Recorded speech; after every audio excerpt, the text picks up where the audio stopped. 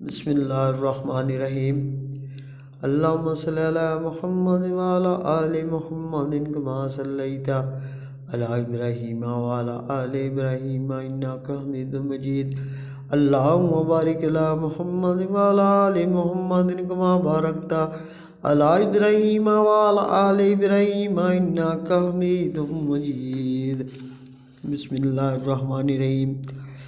نبی اکرم صلی اللہ علیہ وسلم کا ارشاد ہے، اللہ کے ذکر سے بڑھ کر کسی آدمی کا کوئی عمل عذاب قبر سے زیادہ نجات دینے والا نہیں ہے۔ قبر کتنی سخت چیز ہے، اس سے وہی لوگ واقف ہیں جن کے سامنے وہ حدیث ہے جو عذاب قبر کے بارے میں وارد ہوئی ہے۔ حضرت عثمان جب کسی قبر پر تشریف لے جاتے تو اس قدر روتے کہ داڑھی مبارک تر ہو جاتی۔ کسی نے پوچھا کہ آپ جنت کے دوزخ کے ذکر سے ایسا نہیں روتے جیسا کہ قبر کے سامنے آ جانے سے روتے ہیں؟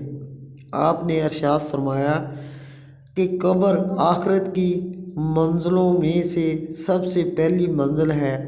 جو شخص اس سے نجات پا لے، بعد کی سب منزلیں اس پر آسان ہو جاتی ہیں، اور جو اس سے نجات نہ پائے، بعد کی منزلیں دشوار ہی دشوار ہوتی جاتی ہیں۔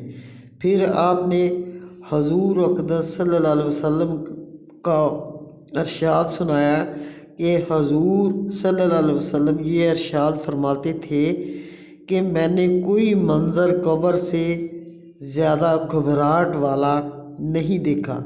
حضرت عائشہ ارشاد فرماتی ہیں کہ حضور اقدس صلی اللہ علیہ وسلم ہر نماز کے بعد عذاب قبر سے پناہ مانگتے تھے۔